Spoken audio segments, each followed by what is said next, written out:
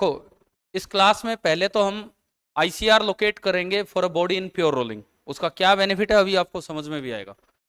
तो सबसे पहले जो हम लोकेट कर रहे हैं, आईसीआर फॉर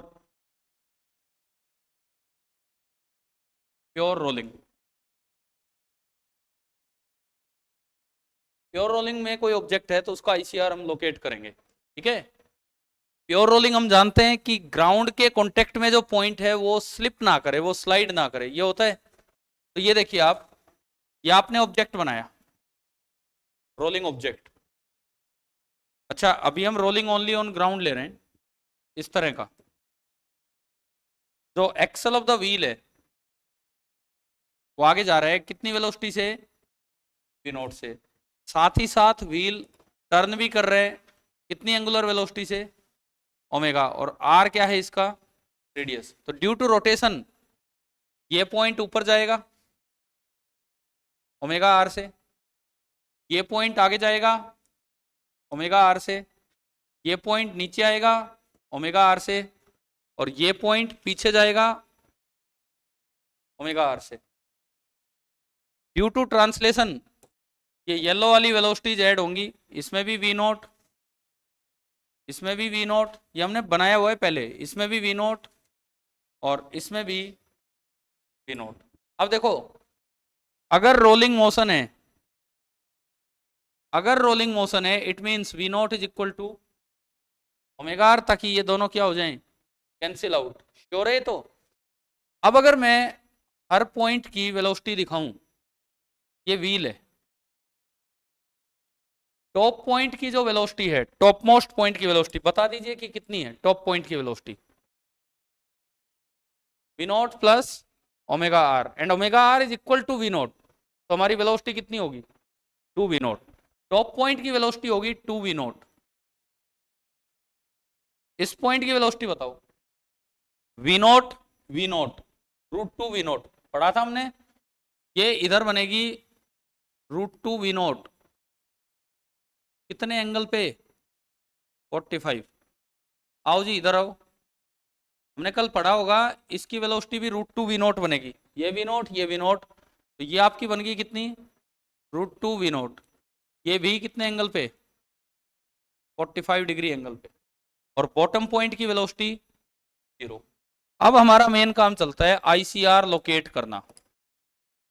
अब मैं आईसीआर लोकेट करता हूं, देखिए किसी भी पॉइंट की वेलोसिटी, जैसे इसकी वेलोसिटी है, वहां से क्या करो, परपेंडिकुलर डाल दिया, ठीक है। ये मैंने एक परपेंडिकुलर यहां से डाला। दूसरे पॉइंट की वेलोसिटी है, यहां से क्या करो, एक परपेंडिकुलर डाल दिया। तीसरे पॉइंट की वेलोसिटी यहां से भी क्या करो, एक परपेंडिकुलर। बाई चांस ऐसा होगा कि ये सारे परपेंडिकुलर्स कहाँ आके मिलेंगे, अगर बॉडी प्योर रोलिंग में है ना, अगर बॉडी प्योर रोलिंग में है तो ये सारे परपेंडिकुलर्स कहाँ आके मिलेंगे, पॉइंट ऑफ कॉन्टेक्ट पे, जो पॉइंट फिलहाल रेस्ट पे था वहां पे। यानी कि ये जो पॉइंट है ये आपका क्या बनेगा, इंस्टेंटेनियस सेंटर ऑफ रोटेशन। और यहां से पास होने वाला एक perpendicular axis, instantaneous axis of rotation. ये ऐसा लगेगा जैसे, ये मान लो ये स्फीयर है, जैसे स्फीयर को आपने यहां कील से बांध के और बस यूं घुमाया, बॉटम को बांध के कोई यूं घुमा रहे, थोड़ी देर बाद अगला पॉइंट बॉटम पॉइंट बनेगा, वो इंस्टेंटेनियस सेंटर ऑफ रोटेशन हो जाएगा। क्या आईसीआर लोकेट करना आ गया। मतलब रोलिंग मोशन में, रोलिंग मोशन में कॉन्टेक्ट पॉइंट इज आईसीआर हमारा। अगर आप ये रोलिंग मोशन पढ़ेंगे तो इसके अंदर जो कॉन्टेक्ट पॉइंट होगा दैट इज आईसीआर।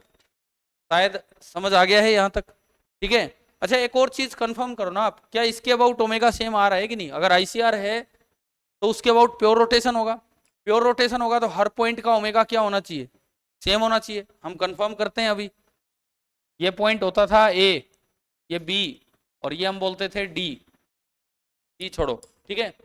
सबसे पहले बताओ ए का ओमेगा, फिर बी का ओमेगा, फिर डी का ओमेगा। मैं ओमेगा ए निकालता हूं about ICR, velocity upon radius. Velocity कितनी है, √2 वी नॉट। रेडियस बताओ, ये √2r, ये r, ये r, तो ये कितना, पाइथागोरस से √2 से √2 कटा, कितना आया, एक बार कंफर्म कर लो, ओमेगा ऑफ बी निकालो अबाउट ICR। वेलोसिटी कितनी है बी की, 2v0। रेडियस, ये है रेडियस इसके अबाउट 2r, 2 से 2 गया, ये भी कितना आ गया। तो आप खुद देखो क्या सारे ओमेगा सेम आ रहे हैं कि नहीं, सारे ओमेगा सेम आ गए, तो ये कंफर्म हो गया कि जो कॉन्टेक्ट पॉइंट है वही क्या होता है, ICR होता है। जो कॉन्टेक्ट पॉइंट है वो आपका ICR होता है। इसका बेनिफिट मैं आपको दिखाता हूँ, नोट होता रहेगा बाद में, सुनो अभी। इसका बेनिफिट मैं आपको दिखाता हूँ, सुन लीजिए। मैं एक बार लास्ट में रिपीट कर दूंगा ये रिकॉर्डिंग बंद करके। जैसे कल भी हमने जो क्लास ली थी, मैंने यही कहा था कि आप ध्यान देते रहो इस पर, क्योंकि ये सारे सेव होते हैं। तो लास्ट में एक बार मैं रिपीट कर दूंगा, रिवीजन भी हो जाएगा और आपके नोट भी हो जाएंगे आखिर के 10-15 मिनट में, ठीक है, रिकॉर्डिंग बंद करने के बाद। अभी देखिए, अभी आप इधर ध्यान दीजिए, एक एग्जाम्पल मैं देता हूँ। मान लो आपको निकालनी पड़े kinetic energy of a rolling solid sphere. Suppose आपको ये निकालनी पड़े kinetic energy of a rolling solid sphere. तो आपने इस ग्राउंड पे एक स्फीयर बनाया जिसका की रेडियस कितना है r, जिसका मास कितना है m, जिसका एक्सिस आगे जा रहा है कितनी स्पीड से, v0 से, और आपसे पूछ ले कि इसकी काइनेटिक एनर्जी लिखो। पहले ICR लोकेट करो, कहाँ है ICR। जब रोलिंग बोल दिया तो ICR कहाँ है, ये कॉन्टेक्ट पॉइंट और ये एक्सिस हो गया, इंस्टेंटेनियस एक्सिस ऑफ रोटेशन। इसके अबाउट मोमेंट ऑफ इनर्शिया लिखो, I about instantaneous axis of rotation. Sphere का डायमीटर के अबाउट क्या होता है, स्फीयर का डायमीटर के अबाउट, पैरेलल एक्सिस थ्योरम से आ गया समझ भाई। इसके अबाउट 2/5 mr², तो इसके about plus mr², 7/5 mr²। I about instantaneous axis of rotation, मुझे लगता है आपको समझ आ गया होगा, आ गया, ठीक है। अब ओमेगा, ओमेगा कितना, ओमेगा कितना फॉर प्योर रोलिंग या फॉर रोलिंग, हम जानते हैं कि बॉटम पॉइंट ये रिलेशन होता है। तो ओमेगा कितना, V0/r, रख दो जी इसमें। काइनेटिक एनर्जी लिखनी है तो सीधा फॉर्मूला हाफ I ω², लेकिन I किसके अबाउट लेना होगा, इंस्टेंटेनियस एक्सिस ऑफ रोटेशन के अबाउट। तो हाफ इंटू I कितना आया था जी, 7/5 mr², और ओमेगा जब आप रखोगे तो V0²/r² से r² कट गया, और ये कितना आ गया। ये देखो यार क्या फायदा है ICR का। नहीं तो CTRM के मेथड में कैसे लिखते हैं वो तो हम जब CTRM डिटेल में पढ़ेंगे तब हम सीख रहे होंगे। क्या आपको ये समझ आ गया है कि कैसे कैसे ICR IAR का यूज करके रोलिंग ऑब्जेक्ट्स की काइनेटिक एनर्जी लिखी जा सकती है, क्लियर होगी। अब सपोज जैसे एक क्वेश्चन था आप पूछ रहे थे, वही इनका एक सवाल था जो ये पूछ रहे हैं कि ये कोई रोलिंग ऑब्जेक्ट है और इसका सेंटर ना थोड़ी तेज स्पीड से आगे जा रहा है, पता नहीं कुछ ऐसा था, इसकी स्पीड थोड़ी सी जो रोलिंग के लिए चाहिए उससे ज़्यादा है। मान लो ये घूम रहा है कितने से, ओमेगा से, और ये कितना है r, और आपको दिया गया है कि v is greater, v at the centre बोल देता हूं मैं इसको, v at the centre is greater than omega r, suppose ये है। और अब आपसे बोला गया है कि locate instantaneous centre of rotation. Suppose ये आपको करना है कि locate instantaneous centre of rotation. कैसे लोकेट करें, अब सुनिए, अभी बताया था कोई भी 2-3 पॉइंट ले आओ बॉडी के जिनका कि आपको क्या पता हो, वेलोसिटी पता हो, कोई भी 2-3 पॉइंट। देखो मैं अभी दिखाता हूं इसमें, मान लो ये पॉइंट ए है, ये पॉइंट बी है, ये पॉइंट डी है, और इवन ये पॉइंट जी। पहले आप ड्यू टू रोटेशन वेलोसिटी लिखो, ड्यू टू रोटेशन ये ऊपर जा रहा होगा कितनी वेलोसिटी से, ओमेगा r, ये आगे जा रहा होगा कितनी वेलोसिटी से, ओमेगा आर, ये नीचे आ रहा होगा कितनी वेलोसिटी से, ओमेगा आर, और ये भी इतनी ही वेलोसिटी से पीछे जा रहा होगा। अब ड्यू टू ट्रांसलेशन वीसी सब में ऐड कर दें, इसमें आगे वीसी, इसमें भी आगे वीसी, इसमें भी आगे वीसी, और इसमें भी आगे वीसी। अब बताओ क्या ये कटेंगे? आपके क्वेश्चन में रोलिंग नहीं दी है, आपने जो सवाल पूछा उसमें रोलिंग नहीं है, उसमें तो ये कंडीशन है, यही था ना, मैं अगर गलत नहीं हूं तो क्या ये कटेंगे? नहीं कटेंगे। अब देखो आप, अब कैसे हम लोकेट करें, ये आ गया समझ? इस पॉइंट की वेलोसिटी तो आगे होगी वीसी प्लस ओमेगा आर, इस पॉइंट की वेलोसिटी आगे होगी कि पीछे? आगे ही, वीसी माइनस ओमेगा आर।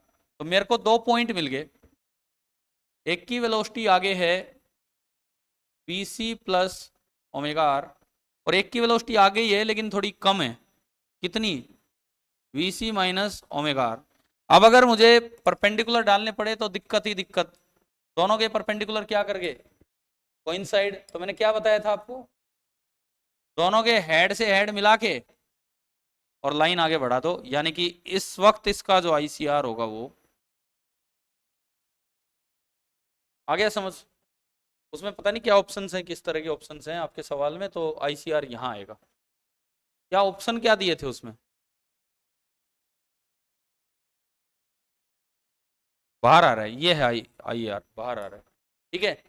अच्छा एक और चीज सुनिए, सपोज इन्हीं के सवाल में मैं ऐसा कुछ कर दूं कि रिपीट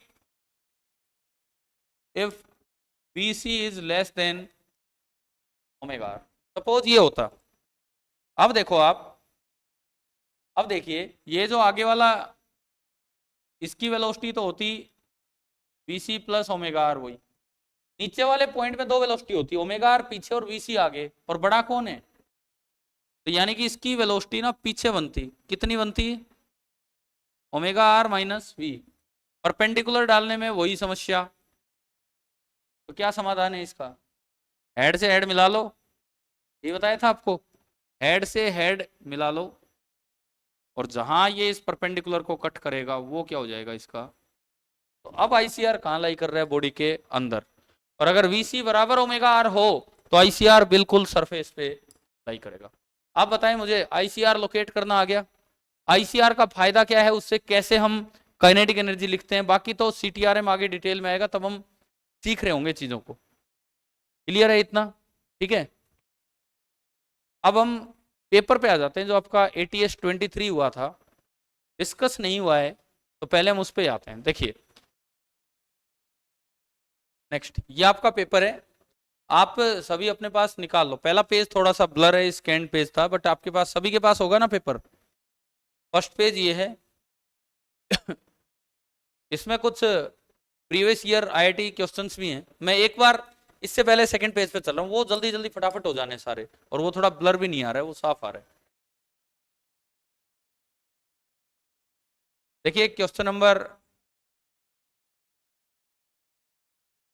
ना मैं कोई डाउट होंगे वही पूछ रहा हूँ बस आपसे। क्वेश्चन नंबर 7 जेई मेन में आया हुआ है, क्या डायरेक्ट फॉर्मूला बेस्ड था कि नहीं?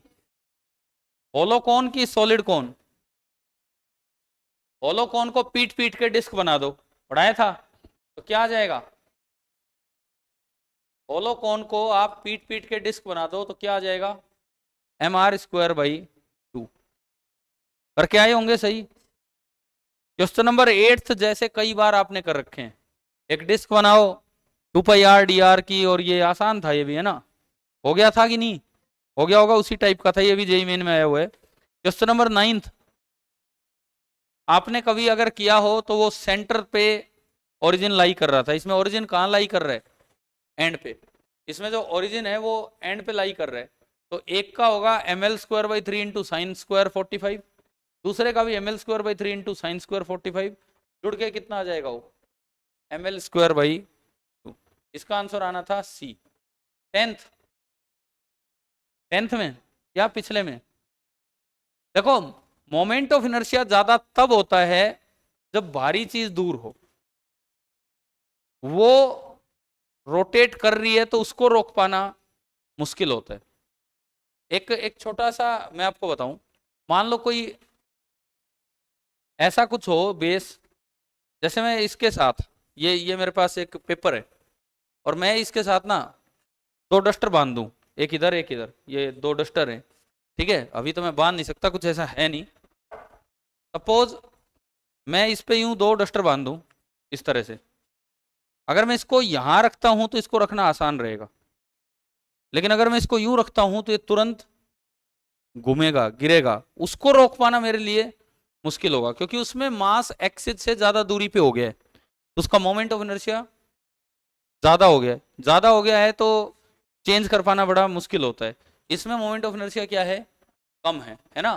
तो ऐसे ही एल्यूमिनियम और आयरन, एल्यूमिनियम और आयरन किसका, किसकी डेंसिटी ज्यादा होती है, आयरन की। ज्यादा मोमेंट ऑफ इनर्शिया करना है तो आयरन को दूर दूर तक फैला दो और एल्यूमिनियम को पास पास समेट लो। कम मोमेंट ऑफ इनर्शिया रखना है तो आयरन जो भारी वाला उसको पास कर लो और जो हल्के वाला उसको दूर कर दो। तो इन्होंने बोला कि एक बार बोला है मिनिमम, मिनिमम का मतलब भारी पास, भारी कौन है, आयरन। एक बार बोला है मैक्सिमम, मैक्सिमम का मतलब है भारी दूर, भारी कौन है, आयरन बाहर हो जाएगा। और ये बताओ, ये समझ आ गया, समझ आ गया कि नहीं, ये दो सवाल देखते होने थे। उसके बाद 12th, a girl spinning in free space, एक लड़की कोई डांस कर रही है फ्री स्पेस में, changes the shape of her body by spreading her arms and legs, उसने अपने हाथ पांव फैला लिए, तो बताओ मोमेंट ऑफ इनर्शिया क्या होगा।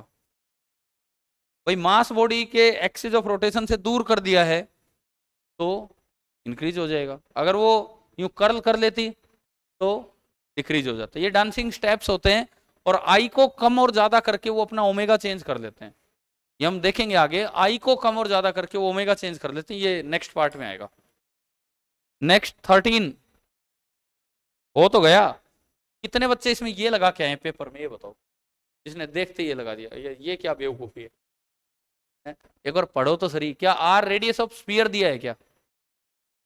इन्होंने कहा है M is the mass of solid sphere and R is the radius of gyration, मतलब के, आर इज के, और के अगर पता हो तो सारा मास समेट कर वहां के पे रख दो, और मोमेंट ऑफ इनर्शिया होता था एम के स्क्वायर। तो इसका जो मोमेंट ऑफ इनर्शिया होगा दैट विल बी एम के स्क्वायर, यानी, और के कितना दिया है आपको? कितने बच्चे सही करके आए थे पेपर में, जो ध्यान चला गया था?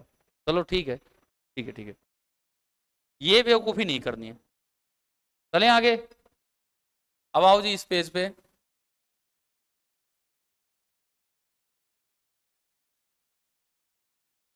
क्वेश्चन नंबर 14, रिड्यूस्ड मास का एक डायरेक्ट एप्लीकेशन। क्या डायरेक्ट एप्लीकेशन है रिड्यूस्ड मास की? हमने पढ़ा हुआ है म्यू इंटू एल स्क्वायर, तो ये ही आ जाएगा। अगर सेंटर ऑफ मास से एक्सिस पास होता है तो ये म्यू इंटू एल स्क्वायर हो गया। ये 19th ना, 14th के बाद 15th, ये करवाया हुआ था क्लास में।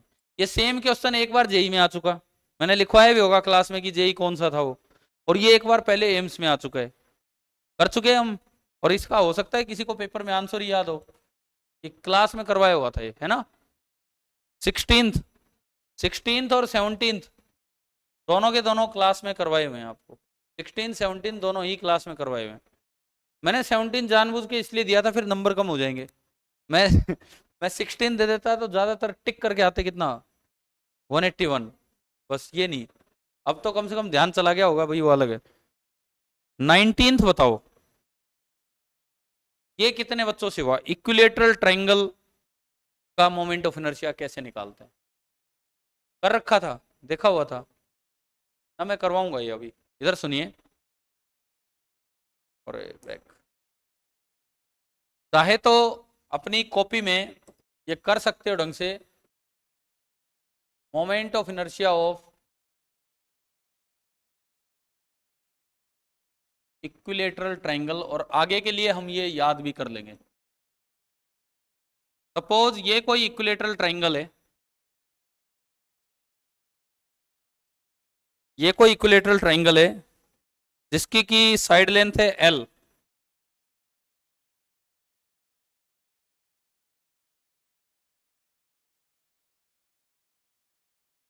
एक्सिस जो है वो पास हो रहा है एक वर्टेक्स से और परपेंडिकुलर है शीट के, यहां मैं इसके अबाउट इसको घुमा रहा हूं, ये पूरी ऐसे प्लेन है ये पूरा, मैं इसके अबाउट इसको घुमा रहा हूं, ठीक है। तो मुझे इस शीट का मोमेंट ऑफ इनर्शिया लिखना है इस एक्सिस के आउट। पहली बात, आगे के लिए फॉर्मूला याद रखें, 5/12 ml², where m is the mass. आगे के लिए, अब तो आ लिया टेस्ट में, आगे के लिए आप फॉर्मूला याद रखें 5/12 इंटू ml², और इसको नोटबुक में कर लेंगे, ज्यादा बेटर रहेगा। पहले देख लो कैसे। एक एलिमेंट मानना होगा। एलिमेंट कैसे माने, देखिए, आप यहां से एक परपेंडिकुलर डाल दो, इक्विलेटरल ट्राइंगल है तो एंगल बाइसेक्टर भी होगा 30 डिग्री पे। एलिमेंट कैसे मानना है, आप यहां से किसी एक्स लेंथ पे गए और एक स्ट्रिप बना दी, स्ट्रिप, रोड बनेगी ये रोड। थोड़ा सा और आगे गए, कितना, dx, बन गई ये रोड ऐसी, एक पतली सी रोड बनी। तो हमारा जो एलिमेंट है, हमारा जो एलिमेंट है दैट इज अ रोड, ठीक है। पहला काम होगा इसका डी लिखना है इस एक्सिस के अबाउट, और फिर उसको इंटीग्रेट कर देना है। और x की लिमिट, x की इनिशियल वैल्यू कितनी है, 0। अच्छा, यहां आके अगर आप देखोगे x की फाइनल वैल्यू, अरे ये l है, ये 30 डिग्री, तो ये l cos 30 और ये l sin, तो ये तो l cos 30 है, तो x फाइनल होगा l cos 30, मतलब l cos 30 मतलब √3/2 इंटू l। समझ आ गया है कि नहीं, ठीक है। अब अगला काम, इसका डीएम लिखो। पहले इसका एरिया बताओ। एरिया कैसे बताओगे, सुनिए, ये लेंथ बताओ, ये लेंथ कितनी है, let this length be y, तो tan 30 is y by X, तो y बराबर आ गया x इंटू टेन 30, यानी कि x बाई √3, और इतना ये नीचे होगा x बाई √3। एक रेक्टेंगुलर स्ट्रिप है ये, थोड़ा सा इग्नोर कर दो, कुछ फर्क नहीं पड़ता इन कोनों से, रेक्टेंगुलर स्ट्रिप है। तो इसका एरिया बताओ, ds 2y मतलब 2x बाई √3 और इंटू dx। आगे अगर dm लिखना हो तो मैं सिग्मा को लिख सकता हूं dm बाई, ऐसे ही करते थे हम सरफेस मास में, यहाँ पे dm कितना आ गया, dm sigma into ds, dm आपका आ गया सिग्मा इंटू ds, यानी कि dm is equal to sigma into 2x by √3 into dx। आगे सिग्मा कैसे निकालते थे, यूनिफॉर्म शीट है तो सिग्मा होगा total mass upon total area, तो सिग्मा होगा टोटल मास। इक्विलेटरल ट्रायंगल का एरिया क्या होता है, ये होता है, तो 4m अपॉन √3, ये इसमें रख दो, तो dm देखो कितना आ रहा है, dm 4m upon √3l², 2x by √3 और dx, ये तो स्क्वायर है, 3 बन गए, √3 3 4 2 8, 8/3 mx बाई l², और बताओ dm लिखना आ गया, कोई डाउट इसमें। अब di लिखो इस एक्सिस के अबाउट इस रोड का, तो पहले तो लिखो उसके खुद के सेंटर से पास होने वाले से, ml²/12 याद है रोड का, और फिर मोमेंट वो पैरेलल एक्सिस थ्योरम लगा के यहाँ, और फिर लास्ट में इंटीग्रेट होना है, ठीक है। तो देखो एक बार, जो di में लिखूंगा खुद के सेंटर के अबाउट, तो DICM plus total mass into axis से दूरी, इसके अबाउट तो DICM plus total mass DM, और इंटू इससे दूरी, इसके अबाउट लिखना मुझे, तो कितनी दूरी होगी, x। समझ आ गया है ये, एक बार सारी चीजें लेके चलो आगे। DM कितना है, 8/3 m/l² x dx, 8/3 m/l² into x dx। बताओ यही था क्या DM, दोबारा चेक कर लेते हैं, 8/3 m/l² x dx, और एक x² और है तो ये x³ बन जाएगा, प्लस di बनेगा dm 8/3 m/l² into x dx, ये तो dm हो गया, इंटू लेंथ का स्क्वायर डिवाइड बाई 12 की 3, बोलो 12 डिवाइड बाई 12, तो लेंथ कितनी इसकी 2y, 2y कितना 2x बाई √3, तो ये आपका बनेगा 2x बाई √3 का स्क्वायर एंड डिवाइडेड बाई क्या 12। एक बार इसको थोड़ा ठीक करते हैं, 8/3 m/l²। अच्छा और देखो एक नीचे 12 है, 2 का स्क्वायर 4/3 x² और x³ dx, एक टर्म तो ये आई, प्लस एक और टर्म 8/3 m/l² और x³ dx। इसको ठीक ठाक करो, 4 3 12, 3 3 3 3 बार 8/27 m/l² x³ dx plus 8/3 m/l² into x³ dx। आगे x³ dx कॉमन ले लो, तो di क्या है आपका, di निकल के आ रहा है x³ dx तो कॉमन आ गया, इसके अलावा एक टर्म है 8m/27 l², 8m/3 l², LCM कितना 27, 27 आएगा 8, चलो जो भी आएगा ठीक है। इसके बाद क्या करें, इसको इंटीग्रेट कर लो, तो ये सब तो कांस्टेंट बाहर पड़ा रहेगा और इधर ओनली क्या आएगा x³ dx, और x की लिमिट थी 0 से लेके l cos 30 √3 l/2, x² 4/4, ये आप करोगे तो जो मैंने आंसर बताया है वो आपका आ जाएगा। मेथड समझ आ गया है, ये एक टॉपिक की तरह कर लेना ताकि हमें याद भी हो जाए चीजें। ये हमारा कौन सा सवाल हुआ था, वो क्वेश्चन नंबर 19th, 18th मैंने क्लास में करवा रखा था, 18 ध्यान है क्या, ये क्लास में हो चुका था सेम। 19th अभी हमने कर लिया है, 18th का आंसर आया था बी, कितनों को आंसर याद था, वो विद कट विदाउट कट दोनों मार्क्स करवा के करवाए थे, ठीक है। 19th का आंसर आया है D. Question number 20th, direct formula, solid sphere का डायरेक्ट फॉर्मूला पूछा था, एक आध सवाल तो ऐसा भी होना चाहिए। ये कौन कौन सही करके आया था, 2/5 है m², ये तो सबका ही सही होना चाहिए था, ठीक है। चलिए आगे देखते हैं, 20 तक सवाल होने के बाद अब आते हैं इस लास्ट वाले पेज पे, फिर हम पहले पेज पे चलेंगे।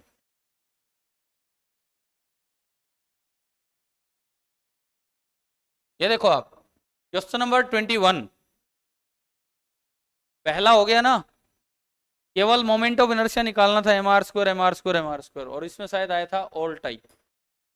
क्वेश्चन नंबर 22 बताओ, डाउट है 22, सवाल नंबर 22 देखिए, rotational inertia in the units of 10⁻², मतलब इतने को एक यूनिट बना दो, तो इसको हटा के बताना है। एक मीटर स्टिक है, एक मीटर स्टिक है, मतलब 1 मीटर लेंथ है, उसका मास दिया है कितना 0.56 किलोग्राम, और एक्सिस जो है ना वो 20 सेंटीमीटर मार्क से पास हो रहे हैं, ये लेंथ है 20 सेंटीमीटर, सेंटर ऑफ मास होगा 50 पे, ठीक है। अब देखो ये कितना आसान था, इसके बाद पहले आप आईसीएम लिख लो,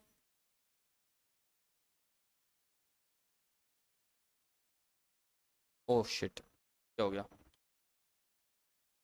चलो ठीक है कोई नहीं, सुनो क्या होना था, पहले तो आईसी लिखना था आपको, रोड दे रखी है आपको पूरी, रोड दे रखी है, रोड के सेंटर ऑफ मास के अबाउट क्या होता है, रोड के सेंटर ऑफ मास के अबाउट ml²/12 की 3, रोड के सेंटर ऑफ मास के अबाउट होगा ml²/3, 12 sorry 12, plus total mass 0.56 into separation between two axis कितना है, एक 20 से पास हो रहा है, एक 50 से, इंटू 30 का स्क्वायर, ये करना था बस।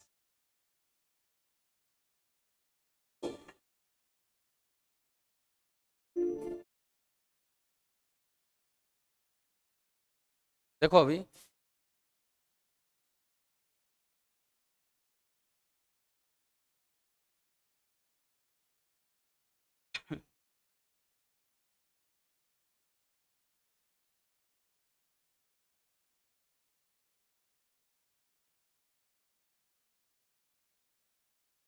ये बताओ रोड वाला समझ आ गया है क्या? आई अबाउट सेंटर ऑफ मास होगा m इंटू 1 का square upon 12 plus m into 0.3 का स्क्वायर। बस क्यों 0.3 का स्क्वायर?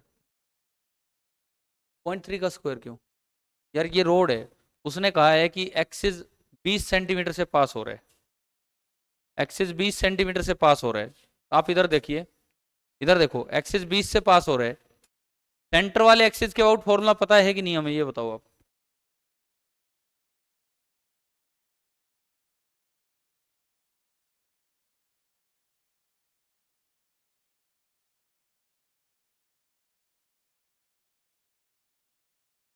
हम किस सवाल पे हैं? इस पे हैं। देखिए अभी भाई इसके अबाउट आई लिखना तो शायद सब जानते होंगे, ICM, m into metre stick की लेंथ बाई 12, और ये कितना है, ये दूरी 30 सेंटीमीटर, 0.3 मीटर।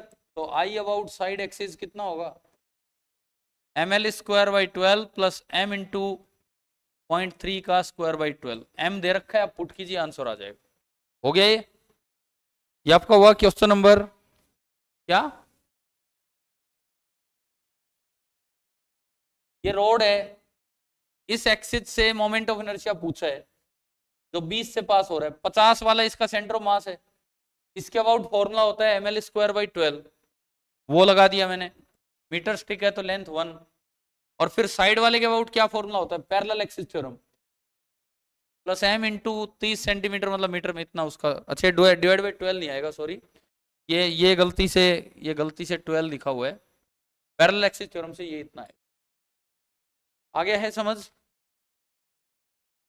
क्वेश्चन नंबर, ये बताओ 23 हो गया ना, इसका लिखते, इसका लिखते और फिर रोड का लिखते, और ये उसी फॉर्म में ऑप्शंस हैं, ये डायरेक्ट डायरेक्ट दिख रहा है। 23 में कोई डाउट किसी को नहीं है? 24 अगर आई लिखना आता है तो हाफ आई ओमेगा स्क्वायर, क्योंकि एक फिक्स्ड एक्सिस के अबाउट रोटेशन है। 25 हो गया, बता दूं, एक मिनट देखो, 25 देखिए आप,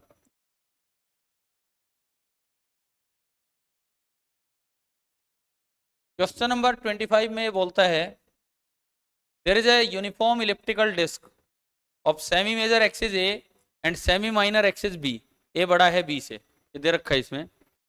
it's mass m is uniformly distributed, पूरे में मास बटा हुआ है डिस्क में। Axis of rotation is passing through the centre and perpendicular to the plane. तो पूछा है कि मोमेंट ऑफ इनर्शिया क्या होना चाहिए। देखिए ये एक शीट है, पूरे में मास यूनिफॉर्मली बटा हुआ है, पूरे में, ये इसका सेंटर है, एक्सिस यहां से पास हो रहा है ये। अच्छा ये वाली लेंथ कितनी है, ए, और ये वाली लेंथ कितनी है, बी। इन्होंने जिस तरह के ऑप्शन दिए, अब सुनो, मैं इसको कंपेयर करता हूं दो चीजों से। अगर मान लो ये सारा मास बी रेडियस के सर्कल में बटा होता, सपोज ये सारा का सारा m मास बी रेडियस के सर्कल में बटा होता, तो इसका मोमेंट ऑफ इनर्शिया क्या होता बताओ, इसका, अरे बोल जाओ यार, एम बी स्क्वायर बाई, और अगर ये सारा का सारा मास ए रेडियस के सर्कल में बटा होता, वही एम मास, तो इसका मोमेंट ऑफ इनर्शिया क्या होता, एम ए स्क्वायर बाई 2। अभी इसका मोमेंट ऑफ इनर्शिया देखो, अभी क्या ये मास इतनी दूर फैला हुआ है पूरे में, कम से कम आपने दो साइड्स को पास कर दिया, यानी कि moment of inertia M A square by 2 से तो कम होगा। और क्या ये इतना सिमटा हुआ है, आपने दो साइड्स को बढ़ा के इतना कर दिया, मतलब ये moment of inertia M B square by 2 से ज्यादा होगा। मास अगर आप एक्सिस से दूर करते हो, मास अगर आप एक्सिस से दूर करते हो तो मोमेंट ऑफ इनर्शिया बढ़ता है, मास अगर एक्सिस के पास लाते हो तो मोमेंट ऑफ इनर्शिया कम होता है। तो इसको यूं कंपेयर करना था। आप अपने पेपर में ये लिख सकते हो कि भाई इसका आंसर तो ये है। अब इसमें जो भी ऑप्शन मैच होता है वो है, ये कंपैरिजन है, ये इसका आंसर है। अब हम आते हैं इसके पेज नंबर 1 पे, जो इसका बिल्कुल स्टार्टिंग पेज था, वहां हम चलते हैं।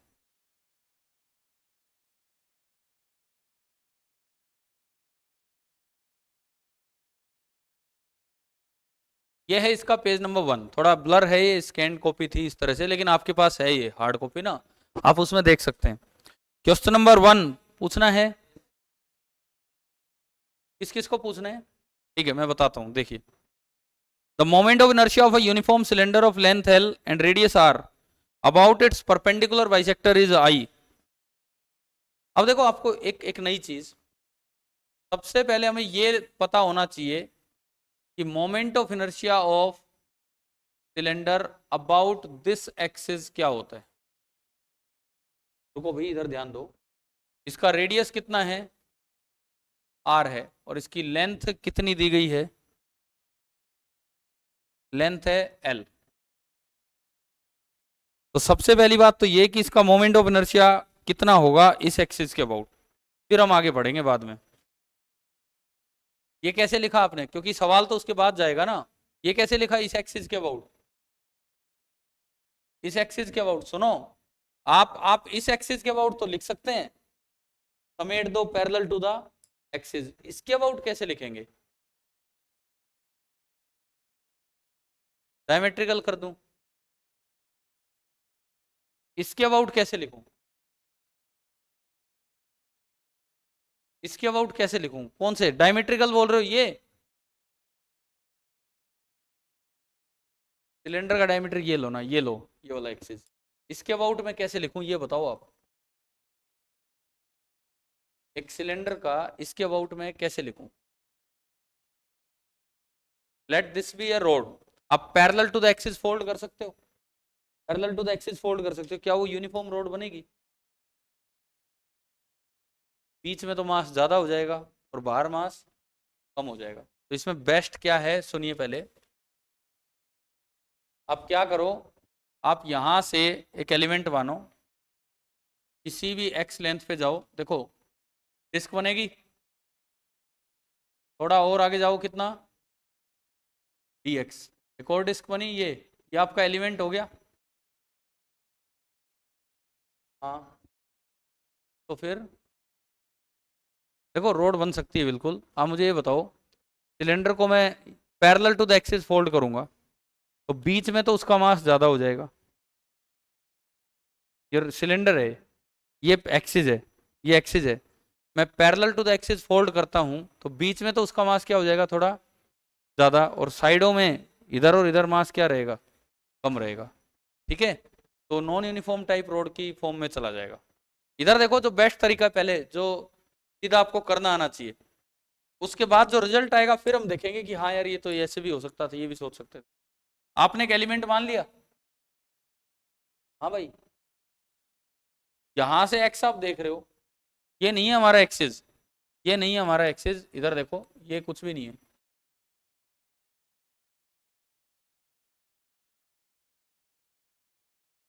ये आपने एलिमेंट माना, इस एलिमेंट का वॉल्यूम बताओ। वॉल्यूम, एरिया तो इसका बेस का एरिया पाई आर स्क्वायर है, और इसकी हाइट कितनी है? dx। तो जो इसका डीएम बनेगा, डीएम कितना बनेगा? Rho DV. DM is simply rho DV. Rho कितना होगा? यूनिफॉर्म सिलेंडर है तो रो होगा total mass upon total volume. Total volume कितना है सिलेंडर का? तो ये आपने इसमें रखा m upon pi R square L, और इंटू पाई आर स्क्वायर और dx। ये पूरा पूरा कैंसिल। क्या मेरे पास dm आ गया? m by L into dx। फिर मैं di लिखूं अबाउट दिस एक्सिस, तो उसके लिए पहले तो मुझे ये वाला एक्सिस लेना होगा जो इसके सेंटर से पास हो रहा है, वो उस डिस्क का डायमीटर है।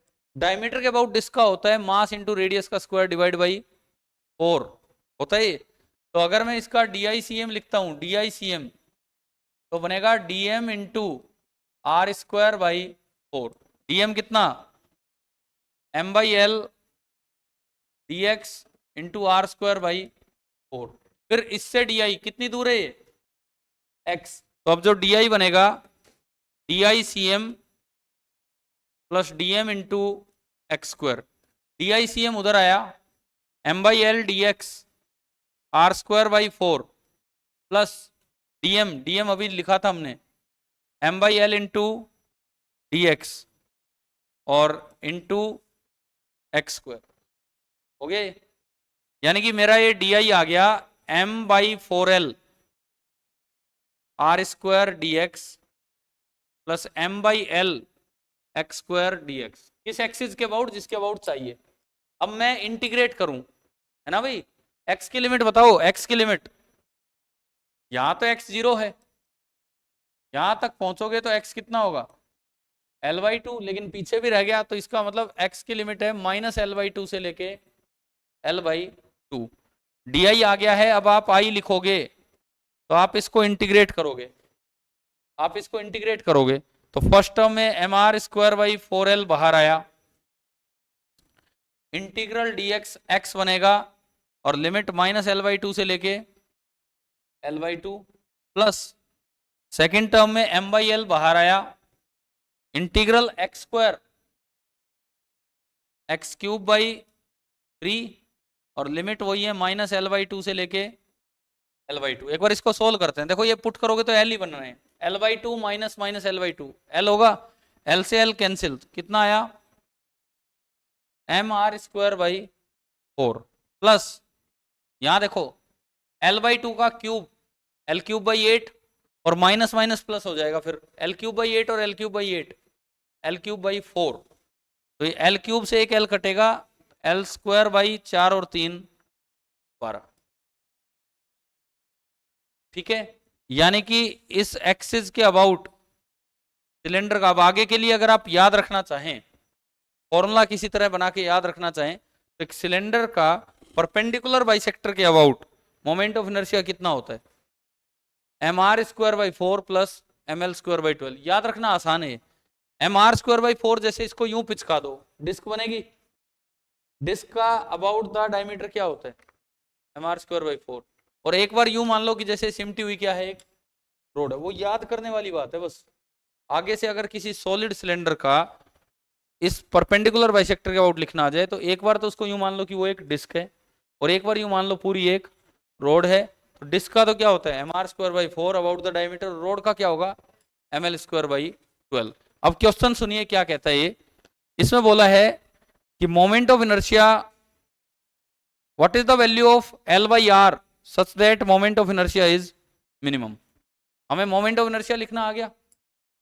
अब L बाई आर दोनों वेरिएबल हैं, यानी कि this I is a function of both L and R। इसको सिंगल वेरिएबल में कन्वर्ट करो, कैसे करोगे? डेंसिटी क्या होती है, डेंसिटी मास अपॉन वॉल्यूम। इस रो का यूज करके ना इसको किसी भी एक वेरिएबल में आप कन्वर्ट कर लो, किसी भी एक वेरिएबल में। जैसे इसमें आर स्क्वायर आ रहा है, आर स्क्वायर यहां से हटा लो, आर स्क्वायर यहां से कितना आ गया M by rho pi L, इसमें रख दिया मैंने, रख दिया। अब देखो तो जो हमारा आई आया इसमें मैंने रखा एम बाई 4, आर स्क्वायर की जगह बताओ क्या आ गया,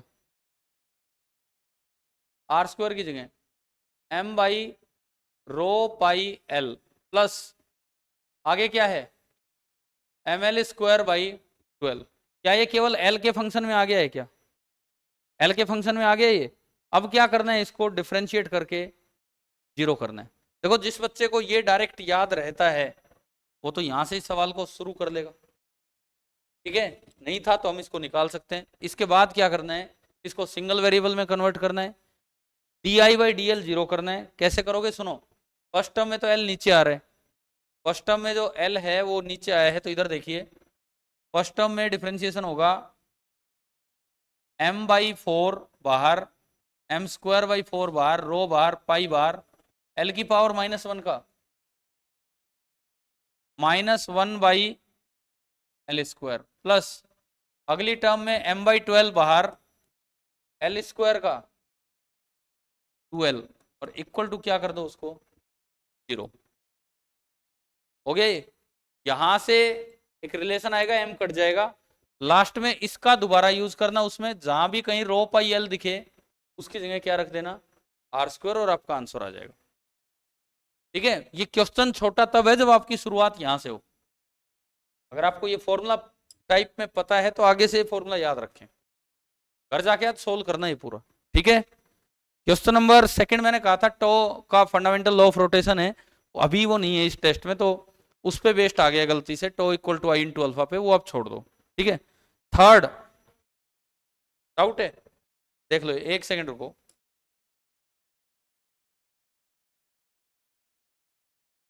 थर्ड देखिए, इसमें कहा था कि एक स्फीयर है,